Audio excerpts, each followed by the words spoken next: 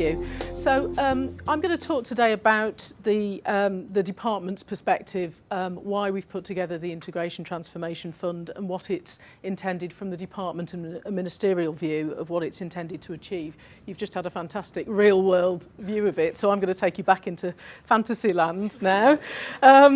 But hopefully, by just getting some of the basics about the ITF out there for you, it can spark a discussion about how it's working, any questions you have about how to make this work better for you locally. I'll do my best to help, and if I can't have a ready answer for you today, I'll take it back to Quarry House and I'll try and get one for you. Okay, so this is a busy chart, I'm afraid, but really this is just showing graphically some of the issues with social care funding. Can everyone see that? With social care funding that you will all be very familiar with.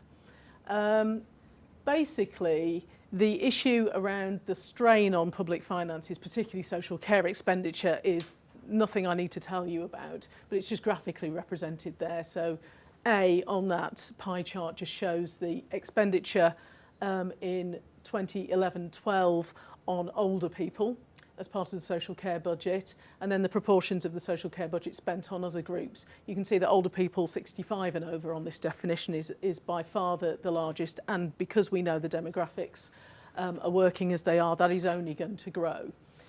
So there is the breakdown of expenditure, and then on the right hand side there are all the issues about the constraints on that expenditure. So a very tight local government settlement, well, that's an understatement, I think, but down 13% in cash terms. And, you know, social care expenditure is only one part, as we know, of local government expenditure, which is under incredible pressure just all over. We're looking at social care being more than 45% of council budget by 2019 to 2020. And within this tight fiscal environment, social care is definitely trying to hang on to what it's got. So that's the message here. Then you've got the NHS, as stated, with similar challenges. It may be a bit of a sort of misnomer, really, because the NHS has been sort of, you know, almost talked about as being protected in terms of spending in the past few years. But I think the challenge from this year going forward suggests that there could be a gap of about 30 billion in NHS budget. So definitely difficulties there as well. So we have to ensure really that we understand who we're trying to reach with this Integration Transformation Fund. We need to look at trying to balance this terrible financial picture with actually some real quality service, which is a real challenge, I think. A lot of the talk around the ITF, integration and everything else is based on the experience of people using services, but we know the challenge of delivering a good service which, you know, enhances people's experience is terrible to deliver in good times, let alone when we have such financial constraints.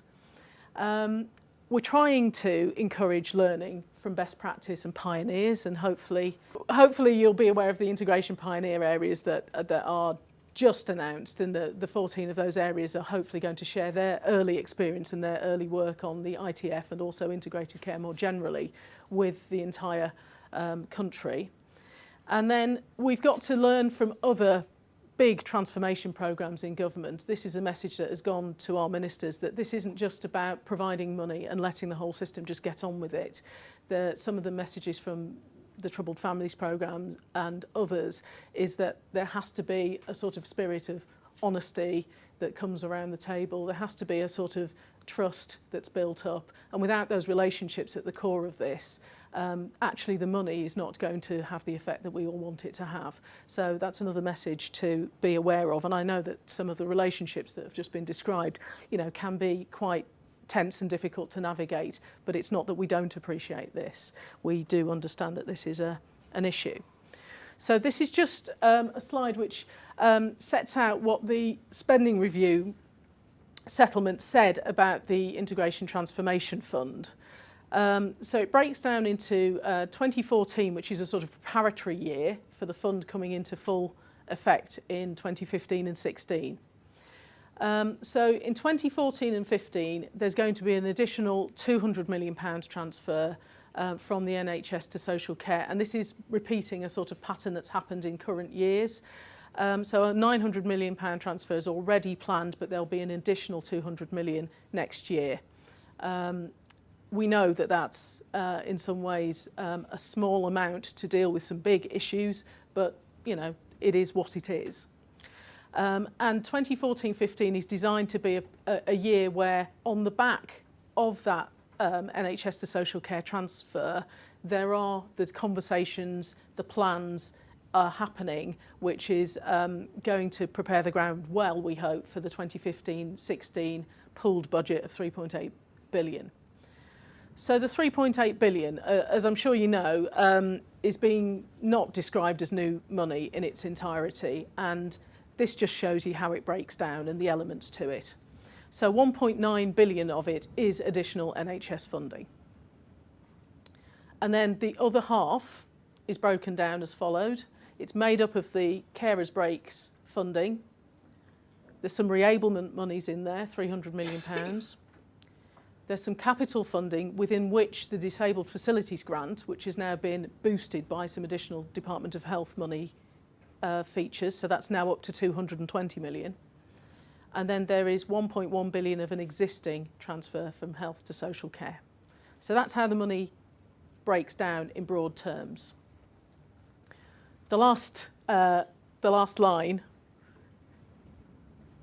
you know, let's hope it does happen, but you know, local areas are free to add additional funds to the pooled budget. Now, I think in thinking about this, we might think in particular about certain parts of that budget. So, for example, the Disabled Facilities Grant, which we will talk about in more depth in a moment, you know, is a statutory responsibility. 220 million is the central government funding that's put in. But if the Integration Transformation Fund plans and conversations involving district authorities start to expose the Disabled Facilities Grant as the, you know, as the good preventative service it can be, there is nothing to stop the NHS, if they see the value of it, putting some more local monies into it. So that's what this means. We're not expecting there to be huge amounts of match funding that pile into this pool, but elements of it may show themselves to different parts of the health and social care system as being preventative, and in that case we would encourage more money to go in. Okay, again, a busy slide, a bit difficult to read, but I understand are all the slides going to be made available to people afterwards? Oh, great, good. Okay, so I'm not going to go through line by line of this, but just to say that the pooled budget has a performance-related element to it. So some of the funding will be released on the understanding that certain conditions are met, and a lot of the work to develop what the precise nature of these conditions are is still going on by my colleagues in Department of Health. So £1 billion of the funding will be linked to achieving some outcomes. I think we can guess what some of them will be. Already mentioned as being things like delayed transfers of care. So there won't be a target as such, but demonstrating that the use of these funds can make some impact on the rate of delays locally is likely, I think, to be one of the elements of the payment for performance. And half of that payment for performance will be on the basis of existing performance. So in effect, areas don't have to show the improvement straight away to get the money, but then the second half definitely will be shown on performance from 2015-16.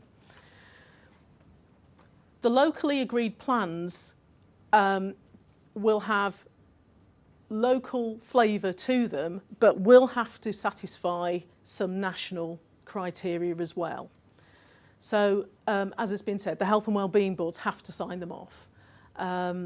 There will be some exception reporting around this of ministers. So ministers aren't expecting to sit down and go through the details of every plan, but it will be reported up to ministers how areas are doing and where, you know, there are issues in terms of difficulties with agreements being made. That will be reported up. But health and wellbeing boards will definitely have to have a very big role in signing off these plans. The money is based on protection for social care. So it's not saying protecting every penny of the social care budget locally, but the principle is that this money is jointly provided so that social care does have an element of protection locally. There are some health-focused priorities. I don't know if anyone's seen the Vulnerable Older People Plan that was published a little while ago by Secretary of State. If you haven't, it's well worth getting hold of it. It was a plan that was published by Department of Health for consultation and will be refreshed in the new year. But certainly that set out certain actions to be taken to try to improve the care, particularly of vulnerable older people, but not exclusively, around ensuring things like a named GP who would be responsible for oversight of their care right through the system, access to services out of hours, 7-day working, looking at information being shared more effectively between health and care systems, so looking at the use of the NHS number, for example, to identify people right through the system. Sounds easy, I know it's not. And looking at joint assessment and planning. So the plans are expected to feature what will be done locally to deliver on certain national priorities. So those will be the bottom line. And again, thinking about home improvement agencies, it may not be immediately obvious the role you can play in some of this, but some of the examples that were given earlier are really quite encouraging. For example, you know, how home improvement agencies can help to settle people back at home or in a suitable accommodation after a hospital episode. Local health economies and local social care economies are going to be very, very focused on things like readmission, delayed discharges. So any way that housing and health home improvement agencies can demonstrate through evidence their ability to influence this positively will be welcomed, I think, if you can make your way through to the planning for the ITF. This slide just shows that the ITF is only a part of the picture. The department, with national partners like the National Health Service, NHS England, the Local Government Association, Monitor that looks at the regulation of trusts, ADAS, the Directors of Adult Social Care, and others are all working together very cooperatively at a national level to try and set out a whole programme of work around integrated care, of which the money is a big and important part, but is underpinned by some other things. We're also working, and hopefully my colleague Phil Hayes will be here from Department of Communities and Local Government at some stage today as well. We're also working across departments to deliver integrated care between DCLG and DH, working much more closely than I think we ever have done before. For example, the team that now looks at integrated care and the ITF is a joint DCLG and DH team. So ministers are aligning, local government and health are recognising at the highest levels that you know the time for sort of just talking about this is gone. We've got to actually demonstrate that working together goes right the way through the system from ministers all the way through. And things like the Public Sector Transformation Network, I think it was formerly called Whole Place Community Budgets, those pilots. We're trying to learn from what's happened there. I think often there's a tendency for a number of pilots or pioneer schemes to sort of happen and then the learning's quickly lost and we invent something else that looks just a bit different but very similar, and we don't stop to think what the learning was. There's actually real effort going on now to kind of learn from the Public Sector Transformation Network. Some of the areas such as Manchester and others were looking very closely at integrated care between health and social care, so we're trying to learn from that in terms of how integration goes forward. Some key dates I think you need to note. So the plans need to be submitted in February, March next year. Those are the public sector transformation plans. But if you're in an area that's got a public sector transformation pilot, it's worth having a look at that as well as the Integration Transformation Fund plan, because a lot of those plans have been worked up over a period of time and they've got quite far down the road in sort of looking at how integrated care is going to be delivered. So as a home improvement agency, it would be important to have a look at both. As I've said, the payment for performance element of the ITF is likely to cover things like emergency admissions or showing an improvement or a reduction in emergency admissions and readmissions. The effectiveness of reablement services in keeping people out of hospital or after they've been hospitalised able to manage independently in the community so that they are not, on that revolving door into and out of hospital. There is an element that will look at the user experience, and again, things like being resettled from hospital after an episode through reablement and through schemes which can help to improve the physical ability of someone through their ability to access their home and their previous life shouldn't be underestimated. And so if you're looking for areas where you can demonstrate user experience and high satisfaction in services, from some of the services I've visited around the country, some of the experience data is really, really good for housing services, perhaps better than in some other parts of the system. So that could be an area that is perhaps not top of everyone's eye line, but somewhere where you could demonstrate a real difference is being made. And clearly delayed transfers of care, which are showing some signs after a period of some stability of maybe just going up slightly. Everyone is very worried about this winter in particular, but I think beyond this winter there's a slight increase in delayed transfers of care should be an area for attention.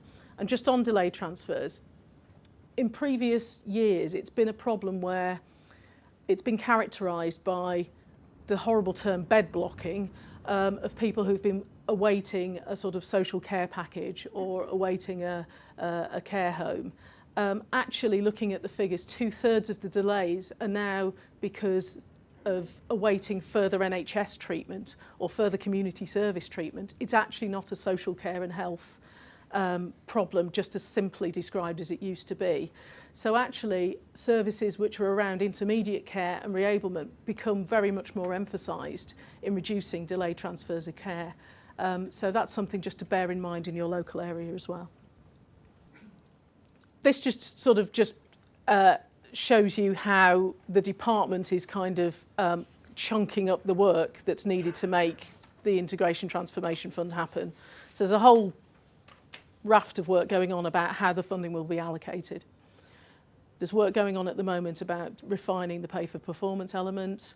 There's legislation required, including legislation required to ensure that the Disabled Facilities Grant can be used and made workable as part of the pooled fund. And there's work to develop the planning processes and guidance. So none of that need to worry you, but it's just to say that if you're frustrated that there doesn't seem to be enough information on the ground about these plans or what they should look like, or indeed the detail of the ITF, it's because there's an awful lot of work having to happen in the background to make it happen. The information, I understand, will be published, I think, around the 19th of this month. Is that a date that's resonating with anybody?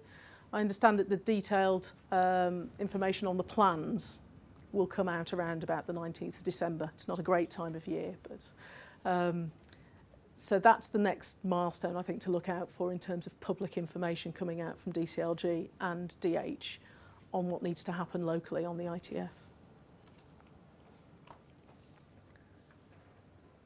So that's the overall picture. Policy decisions are still happening. Planning guidance should be published in, as I say, around the 19th.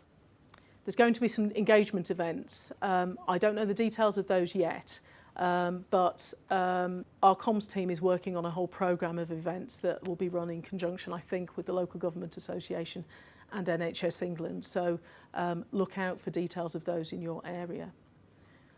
Areas should be developing and agreeing their plans, and we've heard that some are already starting, but starting in the absence of the guidance means that they may need to revise that. But the areas need to be developing the plans by March. The assurance of the plans will take place between March and April. That's the exception reporting up to ministers. The first 200 million transfer from the NHS to the local authorities takes place.